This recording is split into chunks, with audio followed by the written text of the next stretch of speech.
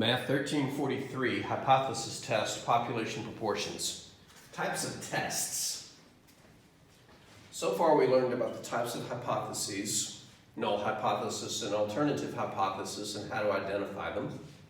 And we've also talked about the types of errors and introduced the concept of a significance level, which is the tolerable probability of making a type 1 error, where a type 1 error is when you incorrectly reject a true null hypothesis. But also there are three types of tests that we're going to do. The three types of tests are left tail, often hyphenated, right tail, and two tail. And the names of those will make sense here in just a moment. Now, how do we determine which tail it's going to be? Well, the type of test, or which tails we're going to use, the type of test is determined completely by the alternative hypothesis.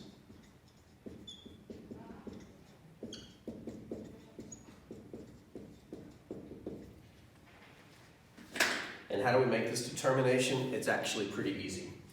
Let's set up our three types of null alternative hypothesis, because remember, there are three relations that can be used in a null hypothesis. For example, let's say we have, and I keep saying null, alternative hypothesis. Let's say our alternative hypothesis is mu is greater than, I don't know, I'm just throwing numbers up here, 15. And let's say our second alternative hypothesis and our second hypothesis test is mu is less than 15. The actual 15 is irrelevant. And for number 3, let's say our alternative hypothesis is mu is not equal to 15. Remember, the alternative hypothesis cannot permit equality, and in none of these alternative hypotheses could mu actually equal 15. If your null hypothesis, I keep saying null, scratch that last statement. The idea behind left tail, right tail, or two tail is in reference to a bell curve, and where on that bell curve would evidence exist that supports the alternative hypothesis? For example, let's say I draw a bell curve here, and without getting into the central limit theorem, assuming our sample size is large enough, we can assume that 15 is in the center of this bell curve if we were doing a bell curve for mu. Actually, it would be a bell curve for x bar, but let's not worry about that right now. If somebody claimed that the mean was 15, that the center of this bell curve was 15, and the alternative was, no, I think it's greater than 15, then where on this bell curve are the numbers that are greater than 15? To the right of it.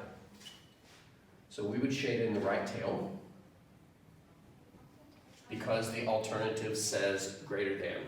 So if the alternative hypothesis has greater than, and it's important that the variable is on the left and the constant is on the right. If the alternative hypothesis is greater than, then it's a right tail test.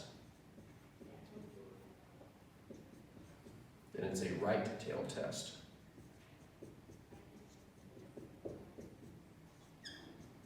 That's kind of easy to remember because a greater than sign is pointing to the right. Gee, I wonder what this one's going to be.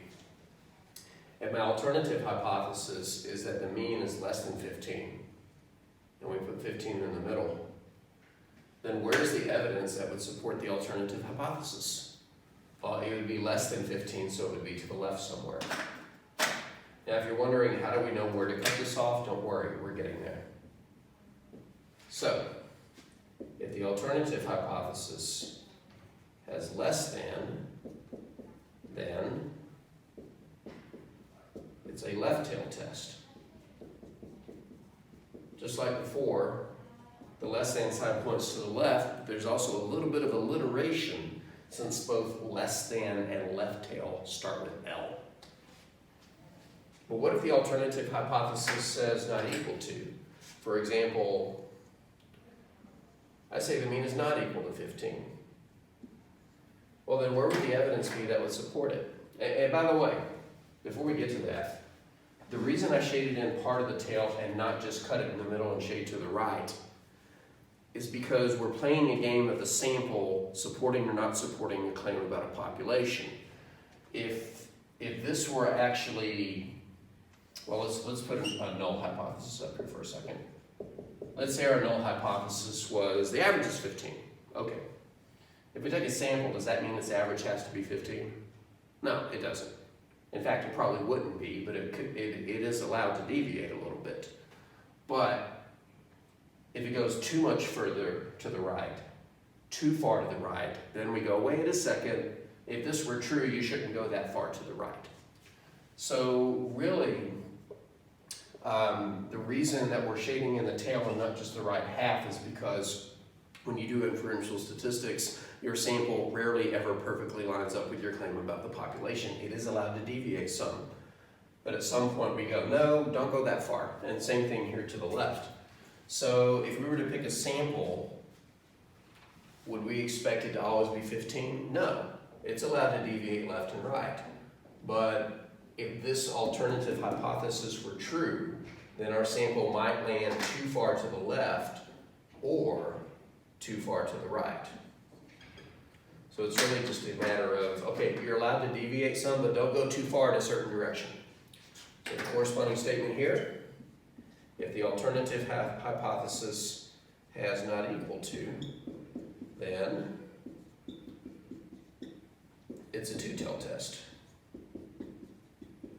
Now, for those of you who have strong background in probability and bell curves, you might remember that every area under a bell curve represents a cumulative probability. So each of these tails, areas, represents the probability of something. In the context of hypothesis testing, what could that be? Well, the only probability we talked about is the tolerable probability of making a type 1 error. So in all cases,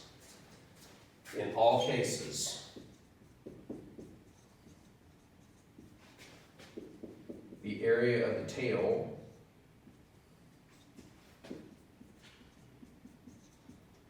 or tails, if it's a two-tailed test, is the significance level.